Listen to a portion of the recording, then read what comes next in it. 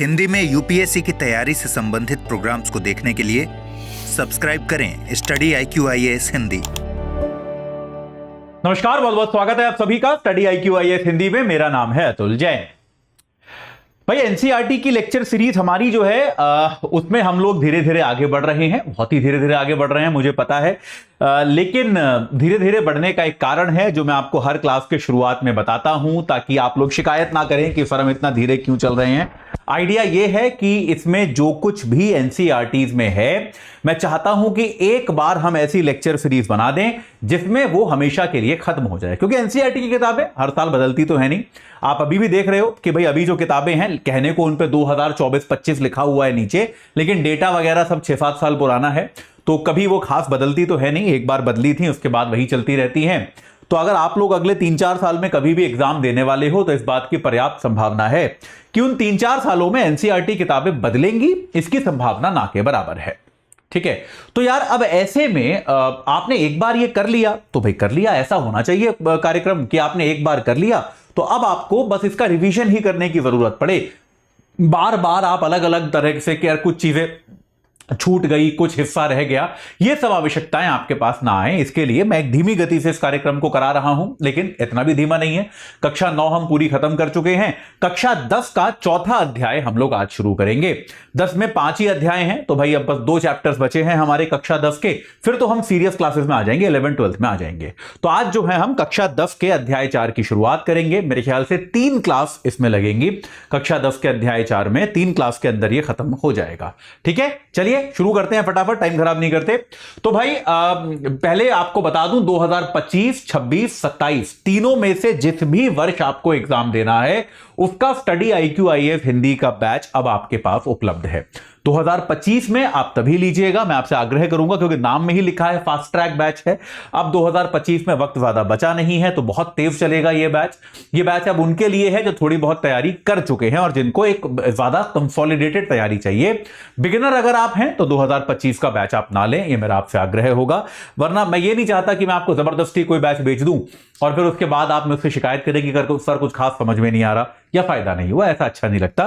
तो बेहतर यह है, अगर आप बिगिनर हैं तो आप 2026 या 27 का ही बैच लें। अगर आप थोड़ी तैयारी कर चुके हैं तो आप 2025 का बैच लें, आपको अच्छा लगेगा, समझ में आएगा। ठीक है, एजे लाइव कोड लगाना है। ये 21,000 का है, ये 30,000 का है, ये 36,000 का है। आप जो है ये सारे बैच 11 अक्टूबर से शुरू हो रहे हैं, 27 वाले को छोड़कर। 27 वाला बैच जो है 8 तारीख से शुरू हो रहा है। तो आप जो है अपनी सहूलियत के हिसाब से, अपनी सुविधा के हिसाब से आप अपने लिए बैच चुन लीजिए और उससे जुड़ जाइए। ठीक है, चलिए भाई अब चलते हैं हम हमारी पाठ्य पुस्तक पर, हमारी एनसीईआरटी की किताब पर। आज हम नया अध्याय वहां पर शुरू करेंगे और नए अध्याय का नाम है वैश्वीकरण और भारतीय अर्थव्यवस्था। ठीक है, यह हमारा मेरे ख्याल से 22वां लेक्चर है एनसीईआरटी की सीरीज का। तो वैश्वीकरण और भारतीय अर्थव्यवस्था, ग्लोबलाइजेशन एंड इंडियन इकोनॉमी। यार देखो, ग्लोबलाइजेशन क्या होता है, अगर मैं आपको बहुत ही सिंपल शब्दों में बताऊं, आप लोग सब युवा हैं, आप लोगों ने शायद प्री ग्लोबलाइजेशन का टाइम नहीं देखा होगा। मैं ये मानता हूं कि भाई मेरी जो पीढ़ी है, जो आप मान लीजिए आप जो एक तरह से 1980 के दशक में कभी पैदा हुई, ये वो पीढ़ी है जिसने हर समय देखा है।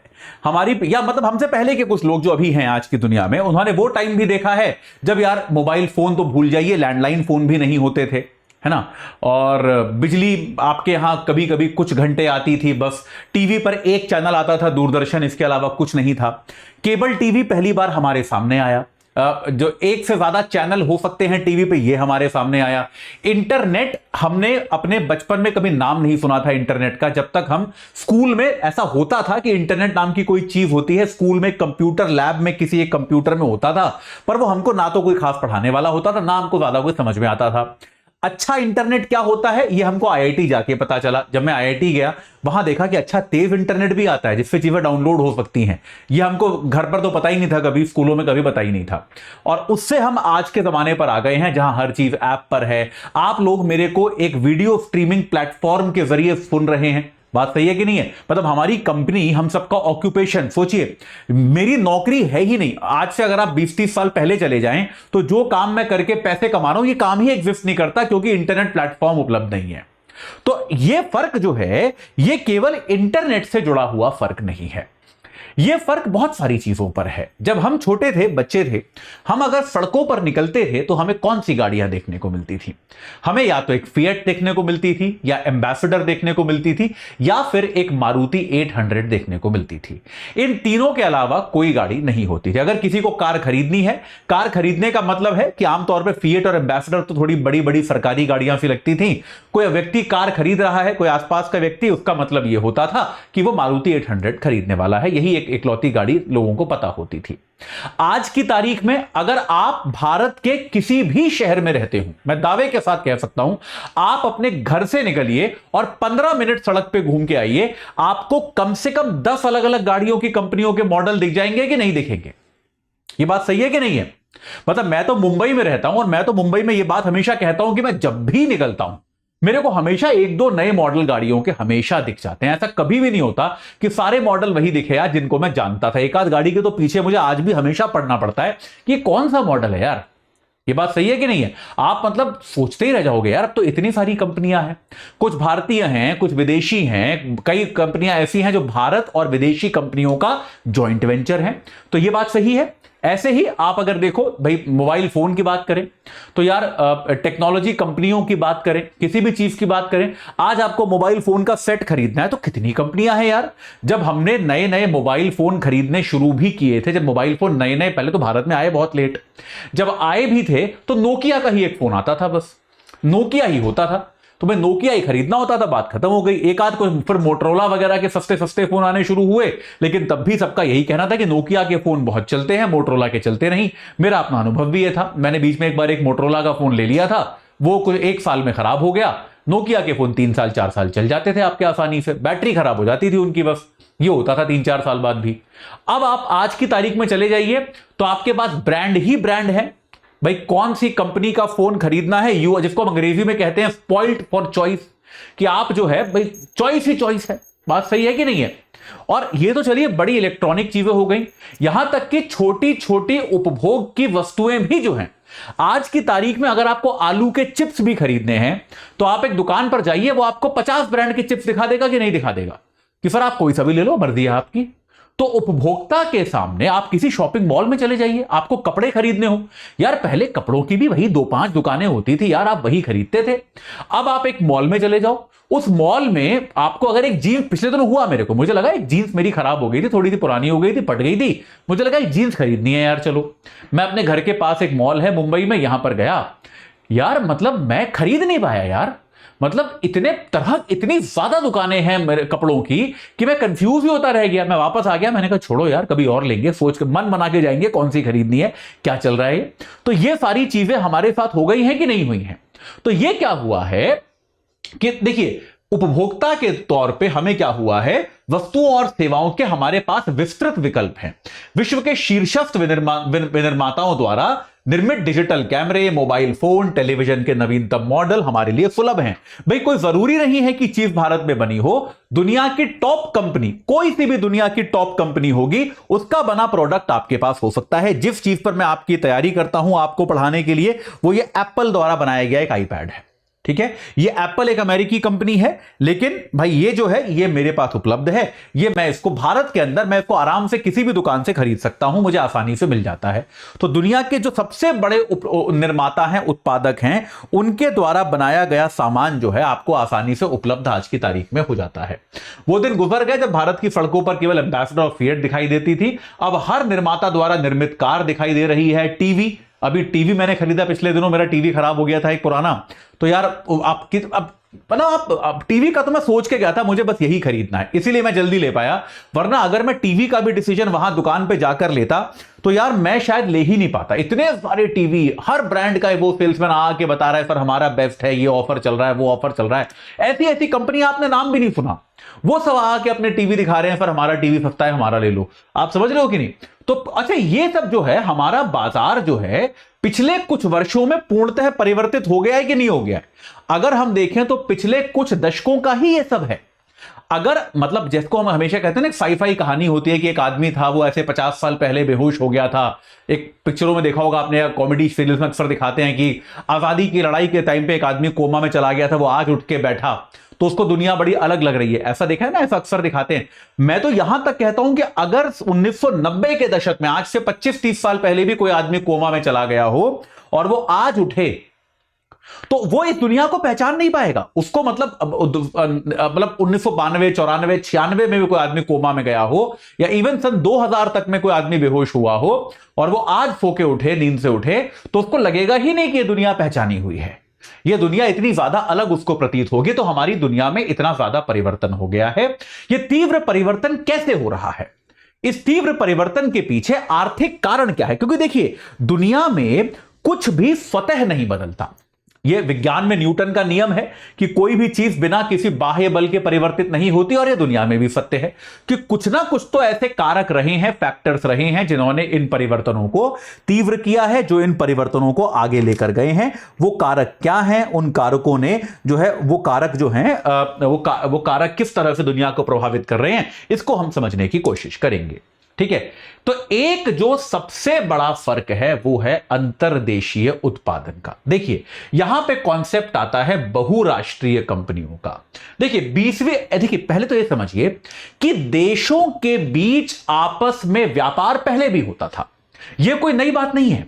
यह कोई देशों के बीच कि भारत अपना सामान बना के अमेरिका भेज रहा है, या मिडिल ईस्ट के देशों में भेज रहा है, या वहां से सामान बन के भारत आ रहा है, यह तो हम पहले भी करते थे। भाई, अंग्रेजों के जमाने में तो हमको पता ही है ना। हम हमेशा कहते हैं कि अंग्रेज क्या करते थे, हमारे यहां से कच्चा माल ले जाते थे, बना बनाया माल हमारे यहां भेजते थे। यह बात तो हमको पता है। हमने इतिहास में ये तो पहली चीज पढ़ी है ना हमने, कि अंग्रेजों ने भारत की अर्थव्यवस्था को कैसे बर्बाद किया। ऐसे बर्बाद किया कि हमारे यहां से सस्ते दरों पे कच्चा माल लेके जाते थे और अपने यहां से बनाकर महंगा माल भारत भेजते थे। इस तरह से हमारा बाजार उन्होंने बर्बाद किया। ये तो हम सबने पढ़ा होगा यार, भूल गए तो अलग बात है, लेकिन पढ़ा सबने है। उसके पहले से भी होता था। आप अगर देखें भाई, पुराने, जो मेरा इतिहास थोड़ा कमजोर है तो मैं इतिहास में राजाओं के नाम नहीं लूंगा, वरना बोलोगे सर आपने गलत राजा का नाम बता दिया। लेकिन इतिहास में ऐसे बहुत सारे राजाओं के नाम हमने देखे हैं ना यार। गुप्त वंश हो गया, आपका मौर्य वंश हो गया, आपका चोल वंश हो गया, जहां पे इस प्रकार के साक्ष्य मिले हैं। वैदिक काल में भी इस तरह के साक्ष्य मिले हैं कि विदेशों से हम व्यापार करते थे यार। हमारी मुद्रा वहां मिली है, उनकी मुद्रा हमारे यहां मिली है, तो मुद्रा मिली मतलब व्यापार होता था ना यार। बात क्लियर है? तो विदेशी व्यापार तो पहले भी होता था, इसमें कुछ अनोखा नहीं है। अंतर्देशीय निर्माण जो है वो एक नई चीज है। इसका मैं आपको मतलब बताता हूं। देखिए, इन दोनों चीजों में फर्क समझने की जरूरत है। अक्सर विद्यार्थी क्या करते हैं, इन दोनों के बीच में कंफ्यूज हो जाते हैं। लोगों को क्या लगता है कि ये विदेशी व्यापार जो है यही बहुराष्ट्रीय कंपनियां हैं, लेकिन ऐसा नहीं है। तो क्या है, अब तक मैंने आपको क्या बताया, विदेशी व्यापार जो है ये तो हमेशा से था। मतलब इसमें तो कोई ऐसी नई बात नहीं है। ये तो अब बढ़ गया, ऑब्वियसली बढ़ गया, क्योंकि अब आपके पास सामान भेजने के लिए सस्ता परिवहन उपलब्ध हो गया। आपके पास वायुयान है, दूरसंचार है, सेवा क्षेत्र का विकास हुआ। भाई, अब जैसे आपको मैं एग्जांपल देता हूं, किसी भी माल को बनाकर, प्रोडक्ट को मैन्युफैक्चर करके उसे भेजने में खर्चा है। लेकिन भाई, अगर मान लो मैं एक लेक्चर रिकॉर्ड कर रहा हूं, ये लेक्चर जो मैं रिकॉर्ड कर रहा हूं, अगर मैं अमेरिका के बच्चों के लिए इकोनॉमिक्स पढ़ाने शुरू कर दूं, अंग्रेजी में पढ़ाता हूं मैं इकोनॉमिक्स, मान लो अब अमेरिका के बच्चे भी इकोनॉमिक्स तो पढ़ते ही है ना, तो मान लो मैं अमेरिका के बच्चों को इकोनॉमिक्स पढ़ाना शुरू कर दूं, और तो उसके लिए क्या है, मैं यहां पे लेक्चर रिकॉर्ड करूंगा और यूट्यूब पर डाल दूंगा, लिंक वहां पहुंच जाएगा यार। मुझे कोई भेजना थोड़े ना है। तो सेवा क्षेत्र के विस्तार के कारण माल का और सेवाओं का जो है एक जगह से दूसरी जगह आदान प्रदान जो है वो आसान हो गया। तो बात सही है कि नहीं है? हमारा जो बहुत बड़ा बीपीओ इंडस्ट्री है, कॉल सेंटर की इंडस्ट्री है, भारत में इतने सारे विदेशी बैंकों के ऑफिस हैं, वो कैसे काम करते हैं?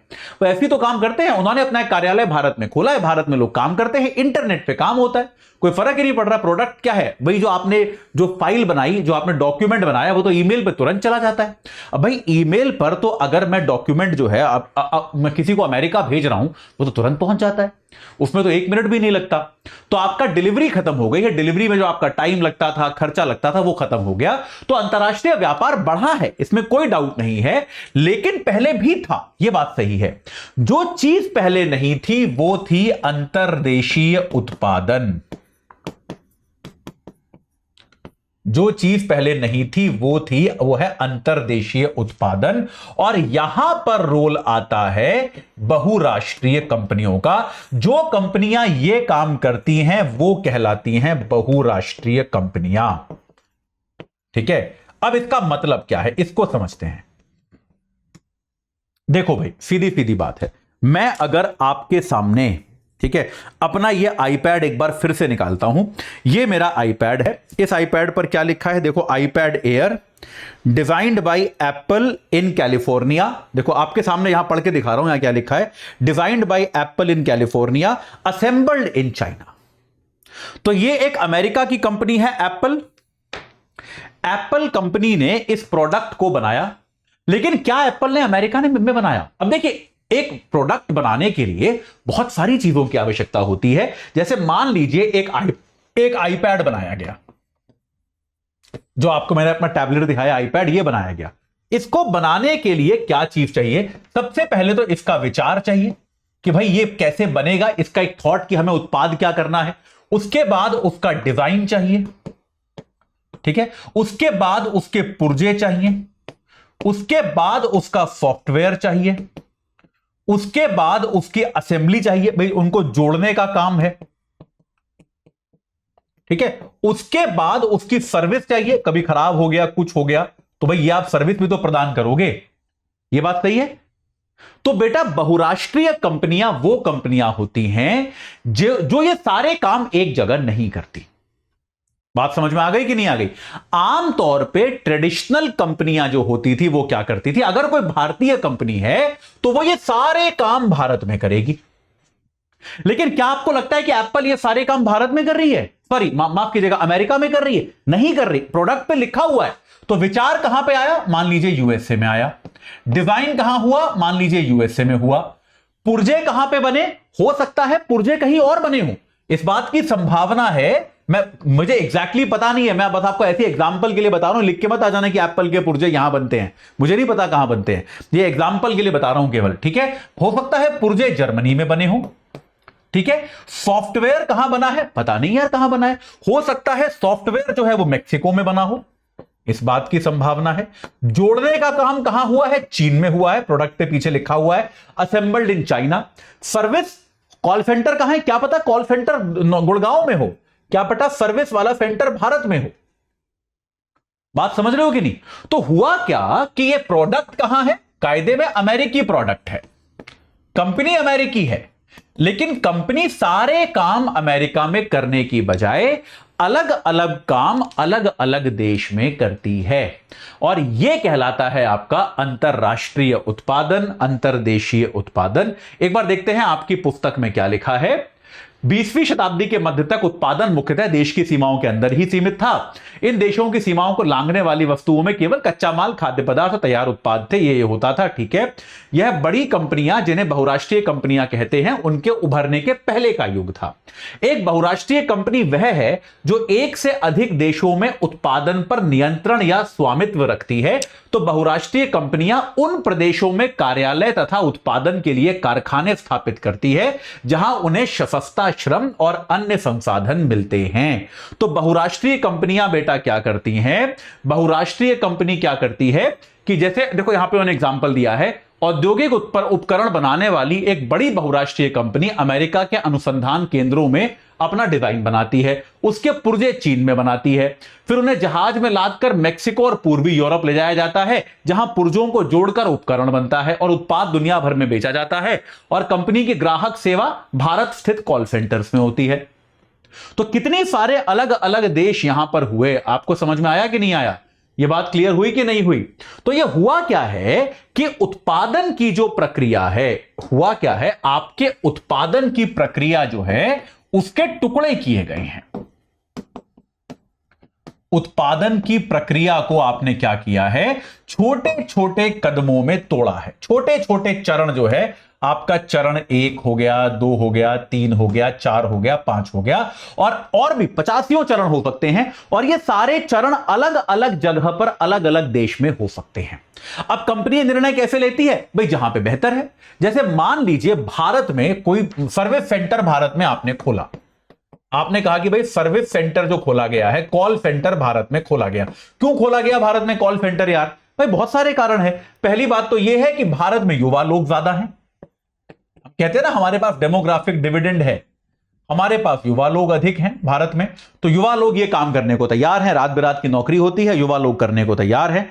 ठीक है, ये बात क्लियर है। इसके अलावा दूसरी चीज क्या है? युवा लोग एक तो ज्यादा हैं, दूसरा भारत में जो भाई श्रम है वो सस्ता है। ये बात सही है। हमारे यहां आपको जितना तनख्वाह देनी पड़ती है लोगों को वो अपेक्षाकृत कम है। हमारे यहां श्रम सस्ता है, बाहर आपको श्रम महंगा पड़ेगा। हमारे यहां अंग्रेजी में कुशल युवा है, हमारे यहां आपको ऐसा युवा मिल जाता है जो अंग्रेजी बोल सकता है। अंग्रेजी में कुशलता भारत में ज्यादा है। तो इन कारणों से सर्विस सेंटर भारत में बनता है। अगर मैं कहूं कि उत्पादन को पुर्जे बनाना ये चीन में क्यों होता है भाई, ये हम कहते हैं भारत में, ये चीन में क्यों हो रहा है? क्योंकि चीन में क्या है भाई, सरकार ने वहां पर क्या कर रखा है, कच्चा माल सस्ता कर रखा है। अपनी मुद्रा का अवमूल्यन करके चीन में उन्होंने कच्चा माल सस्ता कर रखा है। श्रम के नियम जो है वहां पे बहुत सरल है, तो आप श्रमिकों से कितना भी काम करा सकते हो। ठीक है, इस तरह की कुछ चीजें चीन में होती हैं। चीन में उत्पादन आपको सस्ता पड़ता है, इसलिए चीन जो है दुनिया के उत्पादन की फैक्ट्री मानी जाती है। दुनिया में सर्वाधिक मैन्युफैक्चरिंग जो होती है आपको चीन में ही होती हुई दिखती है। यह बात क्लियर हो गई।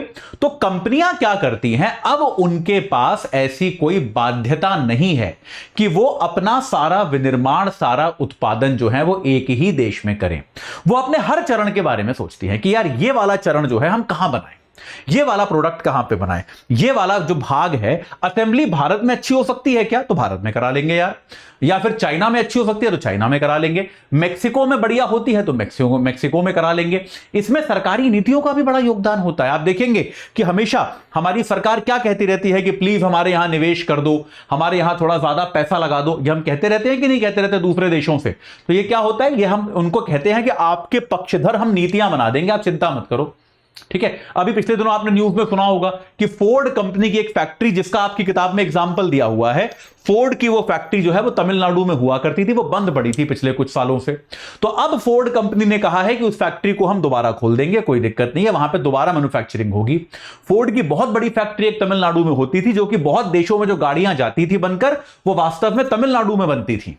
फोर्ड कहने को अमेरिकन कंपनी है, बात समझ रहे हैं? फोर्ड एक अमेरिकन कंपनी है जो अपनी गाड़ियां तमिलनाडु में बनाकर दुनिया भर में बेचती थी। बात समझ में आ रही है कि नहीं आ रही है? तो यह होती है बहुराष्ट्रीय कंपनी, जो एक से अधिक देशों में उत्पादन के संसाधनों पर मालिकाना हक रखे। और यह निर्णय वो कैसे लेती है? यह निर्णय वो ऐसे लेती है कि यार कहां पर हमको न्यूनतम लागत आ रही है या अधिकतम लाभ मिल रहा है। कई बार यह भी होता है कि कंपनियां जो है निर्णय इस आधार पर लेती हैं कि जहां हमको बेचना है वहां के सबसे पास क्या पड़ता है। जैसे मान लो मेक्सिको से अमेरिका पास है, अगर आपको उत्पाद को अमेरिका में बेचना है तो बेहतर है कि आप मेक्सिको में बनाओ, क्योंकि मेक्सिको में अगर उत्पाद बनेगा तो आपको अमेरिका भेजने का खर्चा कम लगेगा। अगर आप भारत में बनाते हो तो भारत से अमेरिका भेजना बड़ा महंगा काम है, आपका खर्चा बहुत ज्यादा लगेगा। तो कुल मिला के कंपनी जो है, जिसको हम कहते हैं कि अपनी ओर से हर चरण पर अधिकतम लाभ कंपनियां प्राप्त करने की कोशिश करती हैं कि हम जो है हर चरण पर जो है अपनी लागत को कम कैसे कर पाएं, अपने उत्पाद को सबसे अच्छा कैसे बना पाएं और अधिकतम लाभ हम कैसे प्राप्त कर पाएं। यह प्रयास कंपनियां करती हैं। और इस प्रयास के तहत वो क्या करती हैं कि भाई जो भी उनको सबसे सही ऑप्शन लगता है, सबसे सही विकल्प लगता है अपने पदार्थ के उत्पादन का, अपने मटीरियल के उत्पादन का, वो करके ये कंपनियां जो है अपने प्रोडक्ट को बनाती हैं। ये बात क्लियर हो गई, इसमें तो कोई खास डाउट नहीं है। ये कहलाती हैं बहुराष्ट्रीय कंपनियां। चलो आगे चलते हैं, जल्दी जल्दी देखते हैं। हां जी, बहुराष्ट्रीय कंपनी केवल अंतरराष्ट्रीय वैश्विक स्तर पे अपना उत्पादन कितने देशों में बेचा जा रहा है यह जरूरी नहीं है, कई देशों में बनाया जा रहा है यह ज्यादा जरूरी है। तो उत्पादन प्रक्रिया क्रमशः जटिल ढंग से संगठित हुई है, यह छोटे छोटे भागों में विभाजित है और दुनिया भर में फैली हुई है। जैसे चीन एक सस्ता विनिर्माण केंद्र होने का लाभ देता है, मेक्सिको और पूर्वी यूरोप अमेरिका और यूरोप के बाजारों से नजदीक हैं, भारत में अत्यंत कुशल इंजीनियर हैं, अंग्रेजी वाले जो है शिक्षित युवा हैं। तो कंपनियां अब अलग अलग काम अलग अलग देशों में करती हैं और बहुत सारे पैसे जो हैं वो बचाती हैं, इसमें कोई दिक्कत नहीं है। ठीक है, आपको मैंने बताया था सामान्यतः बहुराष्ट्रीय कंपनियां उसी जगह इकाई स्थापित करती हैं जहां जो बाजार के नजदीक हो, जहां कम लागत पर कुशल और अकुशल श्रम उपलब्ध हो और जहां उत्पादन के अन्य कारकों की उपलब्धता भी सुनिश्चित हो। भाई कंपनी ये भी देखेगी ना, आपने देखा होगा कि सरकारें अक्सर कहती हैं कि आप हमारे देश में आइए, हमारे देश में कारखाने लगाइए, हम आपको सुविधाएं देंगे। आपको भाई हमारे यहां बिजली है, हमारे यहां पानी है, हमारे यहां सुरक्षा है। भाई कंपनी जो है, आपने बहुत अच्छा, सब कुछ सस्ता है, लेकिन वहां बिजली ही नहीं आती, तो यार ये तो फिर कंपनी के लिए प्रॉब्लम है ना, फैक्ट्री कैसे चलेगी। तो यहां पे ये बाकी काम जो है, बाकी चीजें भी जहां पर हैं, ये कंपनियां आमतौर पे जगह का चयन इसके आधार पे करती हैं। साथ ही बहुराष्ट्रीय कंपनियां सरकारी नीतियों पर भी नजर रखती हैं जो उनके हितों की देखभाल करती है। देखिए ये बहुत इंपॉर्टेंट फैक्टर होता है कि बहुराष्ट्रीय कंपनियां अक्सर ये भी देखती हैं कि इस देश की जो सरकार है वो बहुराष्ट्रीय कंपनियों को बुलाना भी चाहती है या नहीं बुलाना चाहती। भाई ऐसा ना हो जाए कि हम वहां चले जाएं, अपना पैसा लगा दें, अपनी फैक्ट्री खोल लें और फिर कल को वहां की सरकार कह दे कि तुम पे तो 100% टैक्स लगेगा, या इस क्षेत्र में अब से बाहर का निवेश अलाउड ही नहीं है। सरकार ऐसा भी कर सकती है, सरकार के पास तो शक्ति होती है, सरकार कुछ भी कर सकती है। तो बहुराष्ट्रीय कंपनियां जो हैं, आपने देखा होगा, इसीलिए अक्सर बड़े बड़े बिजनेसमैन जो होते हैं वो राजनीतिक दलों के नेताओं से मिलते रहते हैं, और केवल भारत के नहीं, हर जगह के। ये आपने देखा होगा। इस बात को समझिए कि बिजनेस और राजनीति बहुत अलग नहीं होती। तो आप कभी देखेंगे किसी विदेशी देश के राष्ट्रपति वगैरह जब भारत आते हैं तो अपने साथ अपने देश के बहुत सारे बिजनेसमैन को लेकर आते हैं, क्योंकि बिजनेसमैन भी जो हैं वो राजनेताओं से मिलकर जानना चाहते हैं कि सर अगर हम आपके यहां बिजनेस लगाएं तो आपकी नीति क्या होगी और क्या आप हमारा समर्थन करोगे कि विरोध करोगे। और वो रिक्वेस्ट करते हैं कि आप हमारा समर्थन करें, हम आपके देश के लिए अच्छा काम करेंगे, आप जो है हमारे लिए पक्षधर नीतियां बनाएं। तो ये चीजें अक्सर करी जाती हैं, ठीक है। तो ये परिस्थितियां सुनिश्चित करने के बाद ही बहुराष्ट्रीय कंपनियां उत्पादन के लिए कारखाने स्थापित करती हैं। तो इसमें अब देखिए, बहुराष्ट्रीय कंपनियां आ गई, तो कंपनी उसके बाद क्या करती है, कंपनी करती है निवेश। निवेश मतलब कंपनी पैसा खर्च करेगी ना यार, सीधी सीधी बात है। भाई क्या है इसका लॉजिक, देखो समझो कि कंपनी करेगी निवेश, कंपनी भूमि लेगी, भवन लेगी, मशीन लेगी, उपकरण लेगी, इन सब में व्यय की गई मुद्रा को हम क्या कहते हैं, हम निवेश कहते हैं। कि एक विदेशी कंपनी आई, उसने आपके यहां फैक्ट्री डाली। भाई फैक्ट्री डालने के लिए क्या चाहिए, जमीन चाहिए, बिल्डिंग खड़ी करनी पड़ेगी, मशीनें लगानी पड़ेगी, दुनिया भर के और खर्चे होंगे। ये सारा का सारा क्या है, ये निवेश है कि नहीं है।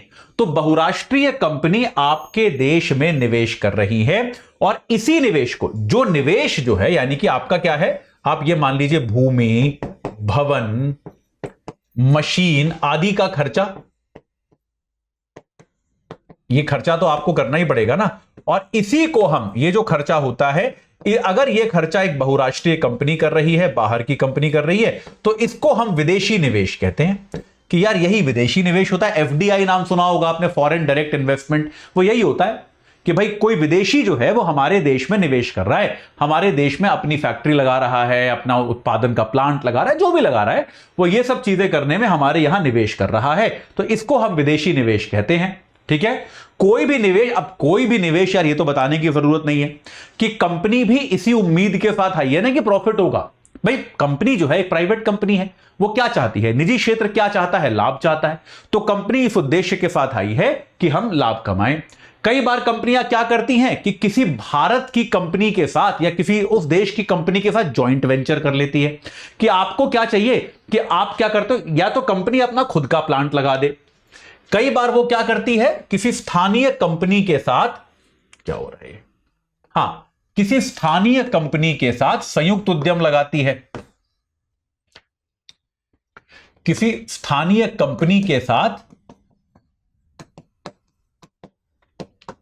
एक संयुक्त उद्यम लगाती है, कई बार ऐसा कर सकती है। जैसे आपने नाम सुना होगा मारुति सुजुकी, बात सही है कि नहीं। तो मारुति भारतीय कंपनी थी, सुजुकी जापान की कंपनी थी। हीरो होंडा, हीरो भारत की कंपनी थी, होंडा जापानी कंपनी थी, है ना। बहुत सारी कंपनियां ऐसी होती हैं। क्या आपका इंश्योरेंस में आईसीआईसीआई प्रूडेंशियल, आईसीआईसीआई भारत का बैंक है, प्रूडेंशियल एक मेरे ख्याल से ब्रिटिश बैंक है, ठीक है। तो भाई ये क्या है, ये कंपनियां जो है ये आमतौर पे इस तरह के जॉइंट वेंचर खोलती हैं, क्योंकि उनको लगता है कि भारत में शुरुआत से क्या निवेश करना, कि भाई हीरो कंपनी जो है भारत में एक जानी मानी कंपनी है, उसका मार्केट है, उसके शोरूम है, फैक्ट्रियां हैं। होंडा वहां पे नई मशीनें लेके आती है, नई टेक्नोलॉजी लेके आती है, होंडा उसकी भागीदार बन जाती है, हीरो होंडा मिलकर मोटरसाइकिलें बनानी शुरू कर देता है। या तो जॉइंट वेंचर हो जाता है या फिर कंपनियों का अधिग्रहण हो जाता है। स्थानीय कंपनी का अधिग्रहण एक तरीका यह भी होता है। स्थानीय कंपनी का अधिग्रहण हो सकता है कि एक लोकल कंपनी थी, उसे कोई विदेशी कंपनी खरीद लेती है। यह भी होता है कि एक बड़ी कंपनी कहीं बाहर से आई, उसे खरीद लिया गया। जैसे थम्स अप भारत की एक कोल्ड ड्रिंक होती थी, आपने नाम सुना होगा। तो थम्स अप नाम की एक कंपनी थी, भारत में कोल्ड ड्रिंक बनाती थी, भारत में बड़ी पॉपुलर थी। कोका कोला ने थम्स अप को खरीद लिया, तो थम्स अप जो है अब वो कोका कोला ही बनाती है। कोका कोला एक अमेरिकी बहुत बड़ी कंपनी थी, उसने थम्स अप नाम की इस कंपनी को खरीद लिया। तो इन तरीकों से ये जो होते हैं बाजार में निवेश के तरीके होते हैं। इनमें से और भी नए नए मॉडल बन रहे हैं। तो भाई इसमें जो है ये तरीके आमतौर पे जो है पॉपुलर तरीके हैं किसी भी बाजार में निवेश करने के। तो बहुराष्ट्रीय कंपनियां जो हैं वो आमतौर पे इस तरह की चीजें करती हैं, ठीक है। तो अच्छा, ऐसी अब कई सारी बड़ी बड़ी कंपनियां हो गई हैं जिनकी कुल वैल्यूएशन, कि कंपनी अब कितनी उसके पास संपत्ति है, कितना उसकी कीमत है, वो कई देशों के जीडीपी से भी ज्यादा है। तो ये कंपनियां बेहद ज्यादा शक्तिशाली जो है अब हो चुकी हैं। ये बात एकदम क्लियर है, ठीक है। तो अब इसमें जो है ये यहां पर किया जा रहा है, ठीक है। चलिए, मेरे ख्याल से टाइम भी हमारा हो चला है, तो आज यहीं पर रुकते हैं और बाकी इस अध्याय का अगला भाग, अभी 2 लेक्चर्स और लगेंगे इस अध्याय को खत्म करने में। इस अध्याय को खत्म कर लेंगे, लेकिन ये बहुत जरूरी अध्याय है, इसका ध्यान रखिएगा। जाते जाते आपको एक बार फिर से बता दूं कि भाई हमारे 2025, 26, 27 तीनों में से जब भी आपको तैयारी करनी है उनके बैचेस आ रहे हैं। 25 का बैच 21,000 रुपए का है, ये 11 तारीख से शुरू हो रहा है, लेकिन ये फास्ट ट्रैक बैच है, एकदम बिगिनर है तो मत जुड़िएगा। 26 वाला बैच जो है वो भी 11 तारीख से शुरू हो रहा है, P2I प्रतिज्ञा है, 29,999 का मिलेगा। एजे लाइव कोड लगाना पड़ेगा आपको, लेकिन उसके लिए 2027 का बैच जो है 35,999 का है, ये 8 तारीख से शुरू हो रहा है। एजे लाइव कोड लगाकर ही आपको ये भी इस दाम पर मिलेगा। तो आप जिस भी वर्ष में एग्जाम देना चाहते हैं उस वर्ष के हिसाब से आप बैच से जुड़ जाइए और अपनी तैयारी को सही आकार प्रदान कीजिए। इस चर्चा से, इस क्लास से जुड़ने के लिए आप सभी का बहुत बहुत धन्यवाद। हिंदी में यूपीएससी की तैयारी से संबंधित प्रोग्राम्स को देखने के लिए सब्सक्राइब करें स्टडी IQ IAS हिंदी।